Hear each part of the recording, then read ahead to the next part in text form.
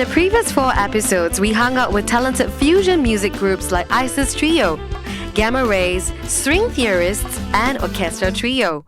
They share with us some of the challenges Singaporean fusion bands face in trying to reach out to the masses. We've done some education concert with the school kids. We've noticed every time the parents told me, oh, they don't like classical music. They said they listen to the Mozart. Or they tell me the names. They said, oh, it's very sleeping, very boring. They said that the songs, the beat, or the rhythm for them is too even. They cannot understand that, or they feel not excited. In Zouk, the Fred Perry subculture event, that was our first foray into rock music. What's interesting about that gig was that for the first 30 seconds of the gig, we actually booed at.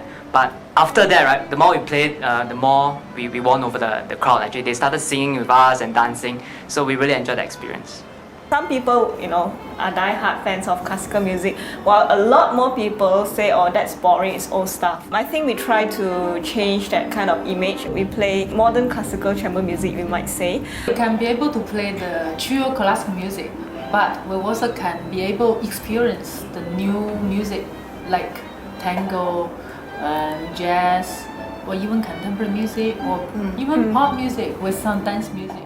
We try to mix in carefully, so much so that it's a clear definition that, oh, this is a drum and bass groove, but then I can hear that no, it's a gamelan sounding thing going on. We want to try to appeal to both sides. One side is the purists, definitely, and of course the common listeners. Yeah, so I don't know, it's still in the process. We are not perfect musicians, but we try. So what is the trick to appeal to the younger generation?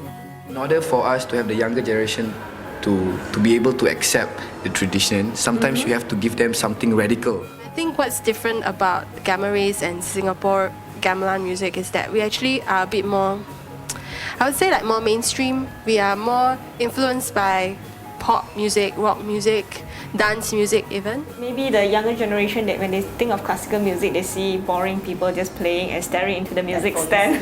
So, when we perform, we try to have more interaction between us and also with the audience, so that they can feel that music actually can be fun. We can use classical music to mix with some other genres of music, and that will help them understand music more and relate to them a little bit better. We try and do covers, like Stan mentioned. So I don't know, maybe we might do a Bieber cover.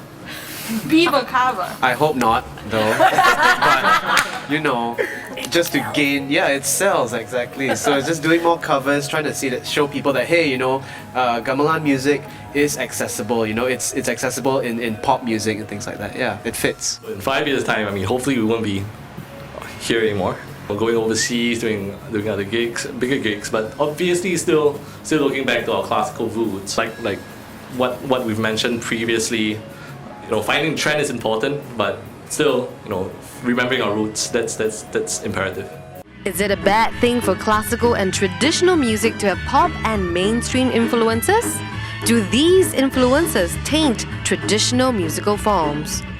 I don't really think it's diluting the music, but it's just bringing people, closer to the classical instrument. Music is like universal language. If you are well-educated musician, I think you are willing to try everything. When OrkeStar Trio was formed, we were supposed to be the bridge between the purists, the modern, and whatever, just to show people that it's possible. A particular culture that is continuously striving is a culture that never disallow modern influences. Maybe instead of taking an interpreted pop song at face value, we could dive deeper and appreciate the art form behind it.